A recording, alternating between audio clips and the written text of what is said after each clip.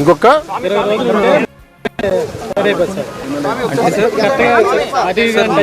మనకు సార్ ఇప్పుడు చూడండి సార్, ఇది గ్రెయిన్ ఉండాలి సార్ దీని లోపల.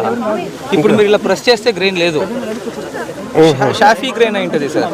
ఇది ఒక రకంగా ప్రాబ్లం సార్. అంటే మనం పాలినేషన్ అయ్యే టైంలోనే ఇన్స్టెడ్ ఆఫ్ పాలినేషన్ వాటర్ పడిపోయి ఉంటుంది సార్ యాక్చువల్లీ వర్షం వల్ల. సెకండ్ థింగ్ సార్, కొన్ని ఏమవుతుంది అంటే డిస్కలరేషన్ ఉంటుంది సార్. అంటే సార్ చూడండి సార్, ఇది ఉంది హోల్ ఉంది, కానీ ఇక్కడ కలర్స్ చూడండి sir, colour has started to change. Before it turned gold ఇలా అయిపోతుంది సార్ యాక్చువల్లీ. పాలు వచ్చేసింది సార్, అంటే గ్రెయిన్ పాలు హార్డన్ అయితే గింజ అవుతుంది సార్. అది 20 days అయి ఉంటే మొత్తం క్రాప్ వాళ్ళకి చేతికి వచ్చేసేది sir. This is mostly because of విండే సార్. గాలి వల్ల ఇలా పడిపోతుంది సార్ ఫస్ట్ కింద. అప్పుడు వాటర్ ఉంటే ఇంకా మునిగిపోయి డిస్కలరేషన్ బయటికి వెళ్ళే సౌకర్యం తక్కువ సార్. మీది ఎన్ని ఎకరాలు పోయింది? 5 ఎకరాలు సార్ మాది. 5 ఎకరాలు. ఇది ఇక్కడి నుంచి అక్కడ దాకా ఇంతవరకు వరకు డౌన్ అయ్యి సార్. మొత్తం ఫ్లాట్ సార్. మొత్తం 30 ఎకరాలు ఉంది కొట్టు వరకు. 30 ఎకరాలు మొత్తం కౌలా? కౌలు వచ్చి ఎకరానికి వచ్చి 18 బస్తాలు ఉంటాయి సార్ కౌలు. ఇంకొక విషయం ఏంటంటే సార్, వాళ్ళు చెప్పేది ఇది మామూలుగా కోత అయితే మిషన్తో కోయేది, కానీ ఇది మిషన్తో ఇప్పుడు కోయలేరు. వీళ్ళు చేతితోటే కోయాలి. చేతితో కోస్తే ఎకరానికి 30,000 ఎక్స్పెండిచర్. ఇక్కడ నుంచి ఖర్చు సార్. మరి ఎకరానికి 30,000 అవుతుంది సార్ చేతికి వచ్చేసరికి. ఈ పడిపోయింది వదిలేం కదా సార్. మళ్ళీ ఏదో విధంగా కోసి అయిన వరకు అయినా సరే కోసి కొట్టేట్టాలి సార్. మళ్ళీ నెక్స్ట్ మినుము పంట వేయాలన్నా దీన్ని క్లియర్ చేయాల్సింది. ఇలా వదిలేసేనేమో ఈ 5 బస్తాలు ఏదన్నా అయినా పైకందులు ఎక్కడికి ఉంచున్నాము, అవి కూడా మనకి అట్లాగా ఇక్కడ నుంచి ఖర్చే 30,000 సార్. ఎకరానికి వచ్చి ఇది కోసి కట్టి వదులు తిప్పి మళ్ళీ కుప్పను కూర్చి అవి మళ్ళీ చేతికి వచ్చేసరికి 30,000 ఖర్చు అయిపోతుంది. కుప్పేసి అదే నుంచి ఉంటే మిషన్ కోతకు వస్తే సార్ ఒక ఎకరానికి వచ్చేసి 3,000-4,000 రూపాయలు ఎకరానికి వచ్చి మిషన్ ఖర్చుతో ఒడ్డుకు వచ్చేస్తుంది. ఏమన్నా మా పచ్చి ఒడ్డు మిల్లుకి మా సొసైటీ ద్వారా బ్యాంకు ద్వారా every field will be enumerated sir. Already app ఇచ్చారు సార్ యాక్చువల్లీ. ఇంకా 2-3 daysలో ఎన్యూమరేషన్ కంప్లీట్ చేస్తాం సార్. ఐ థింక్ అది అయిన తర్వాత 4-5 days this should be getting complete. అంటే ఇది మొత్తం ఎంత ఇస్తారో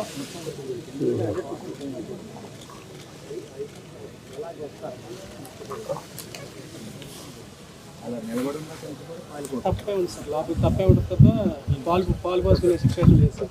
మొన్న ఒక 10 days వాటర్ రెయిన్ ఇచ్చింది సార్. వర్షంకి తప్ప అయిపోయింది. ఇంకంత ఈయన పాలు పోసిన టైంలో వర్షం సార్. దాని వెంటనే మళ్ళీ తుఫాను. ఈ తుఫాన్ బాగా బీభత్సమైన గాలికి మొత్తం బ్లాక్ సార్. పూర్తి టోటల్ డ్యామేజ్ సార్.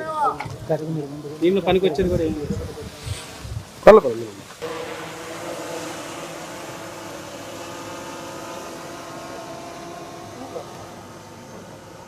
మెయిన్ ఈ ఏరియాలో ఎప్పుడు ప్రాబ్లమ్ సార్. ఇది Diviseema sir actually. If you recollect 1977లో కూడా మేజర్ సైక్లోన్ ఇదే ఏరియా సార్ యాక్చువల్లీ. అది కొంచెం కృష్ణా జిల్లాలోనే కొంచెం బయటకు వచ్చినట్టు ఉంటుంది సార్ యాక్చువల్లీ. దానివల్ల it gets expose to more winds very often sir actually. దానివల్ల వేరే చోటు ఉన్న ఇంపాక్ట్ కన్నా ఇక్కడ ఇంపాక్ట్ ఎక్కువ ఉంటుంది సార్. ఇప్పుడు డిస్ట్రిక్ట్లో సార్ మనకు టోటలీ పడిపోయిన చెట్లలో దాదాపు 80% చెట్లు ఇదే ఏరియా సార్. ఇంకో 3-4 మండల్స్లోనే ఉన్నాయి. So they are very vulnerable sir. Sir outfalls గత ప్రభుత్వం దాన్ని నెగ్లెక్ట్ చేసింది. అవుట్ ఫాల్స్ గేట్లు మీరు కూడా అవునవునవునవును అది 38 కోట్లతో గవర్నమెంట్కి వెళ్ళింది. అది అయితే తప్ప 5,000 ఎకరాలు వాళ్ళ సముద్ర నీరు వచ్చి పంట పండించుకుంటారు సార్. కాన్సెప్ట్ ఏమంటే సార్, ఈ డ్రైనేజ్ మురికి కాలువ వాటర్ సముద్రానికి వెళ్ళాలి సార్. ఈ అవుట్ ఫాల్స్ లూయిస్ ఉంటే ఇది వెళ్తాది అక్కడి నుంచి రాదు. బట్ ఇప్పుడు అవుట్ ఫాల్స్ లూయిస్ లేదు కనుక we cannot control sea water intruding into drainage sir. దాని వల్ల కూడాను ఇనండేషన్ ఎక్కువైపోతుంది సార్. అప్పుడు పంట నష్టం ఎక్కువవుతుంది సార్. అందులో సముద్ర మట్టాలు పెరుగుతున్నాయి సార్. దానివల్ల కూడా అంటే సముద్రం నీరు ఇటు వచ్చేస్తుంది. పోటీ ఎక్కినప్పుడు వచ్చేస్తా ఉంటుందా? పోటీ వచ్చినప్పుడు వాటర్ కిందకి వెళ్తుంది సార్. జగదట్టేసినప్పుడు ఈ పొలాల నీరు బయటకు వెళ్ళదు సార్. ఎలా 2 మండలాల్లో చేరుతుంది. పర్మనెంట్ సొల్యూషన్ మళ్ళీ కట్టడానికి వస్తుంది. అవుట్ ఫాల్స్ లూయిస్ ని కరెక్ట్ గా పెడితే సార్ మానిటరింగ్ అయిపోతుంది సార్. ఇంకా మనం అక్కడి నుంచి వచ్చే వాటర్ ఇటువైపు రాదు.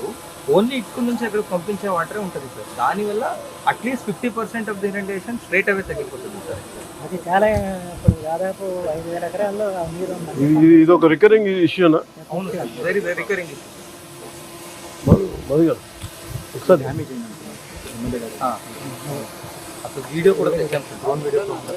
యాక్చువల్గా మన అక్కడికి వెళ్తాను వీళ్ళు ఇక్కడికి వచ్చారు కలెక్టర్ గారు.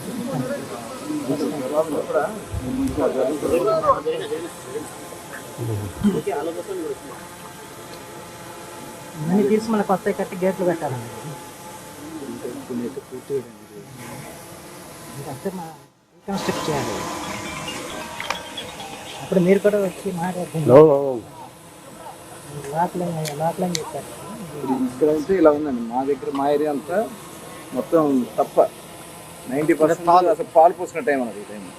ఇప్పుడు ఇది కూడా అదే ఉంది కదా. ఇది కొన్నే ఉన్నాయి, ఇక్కడంతా పాలే ఉన్నాయి. అదే కొంచెం ఒక రోజు అటు ఇటు అంతే కదా, 2-3 రోజులు పడుతుంది మ్యాక్సిమం. లేట్ క్రాస్ ఇక్కడ అంతా తాలే సార్.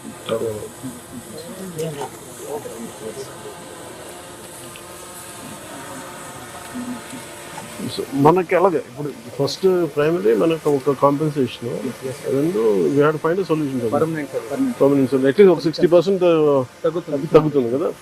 సార్ ఇప్పుడు రికలెక్ట్ సార్, విజయవాడ ఫ్లడ్స్లో కూడా సార్, విజయవాడలో వాటర్ అన్ని రోజులు ఉండడానికి కూడా కారణం వెనక్కి పోటు సార్. యాక్చువల్లీ అప్పుడు సముద్రం was not observing the water sir. Actually అప్పుడంటే అప్పుడు అఫ్కోర్స్ సార్, అప్పుడు పౌర్ణమి అది ఉంటుంది. బట్ ఇక్కడ సిమిలర్ ఇక్కడ వేరే టైంలో కూడా అది వచ్చేస్తుంది. ఎదురు నీరు వస్తూ ఉంటే ఈ నీరు అట్లా వెళ్తుంది కదా. అంతే కదా. ఒకసారి దీన్ని ఒక మీటింగ్ కూర్చున్నాం. లాస్ట్ టైం కూడా మరి 14 క్రోర్స్ ఇచ్చేస్తారు. ఇది కూడా రివాల్యూషన్ వీళ్ళు ఓకే మీకు కదలండి. ఆధారం ఏముంటుందా? ఆధారం ఉంటుందా? గవర్నమెంట్ బట్టుకోవాలని మీ పేరు బాగున్నాయి. మీరు ఎంత కౌలు చేస్తారు? 5 ఎకరాలు ఉన్నారా? 5.5 అండి. మీ పక్కన ఇటు వచ్చి మీరు ఇటు పక్కన. రైతు మాకేం ఇవ్వరు. కింద వచ్చినప్పుడు ఏమన్నా జరిగినప్పుడు ఏమన్నా కావాలంటే ఎవరు మాకు ఆధార్ కార్డు నేను మాట్లాడతాను. గౌండ తిరుగు నాకు అవగాహన ఉంది, మాట్లాడతాను. అందరికీ అయ్యా నువ్వు బాగా ఉండాలి, మాకు మేలు జరగాలి. మీ పేరు ఏమన్నారు? గోవాడు నాగేశ్వరం. మీ పేరు? రమేష్ అండి. అయ్యా ఓకే.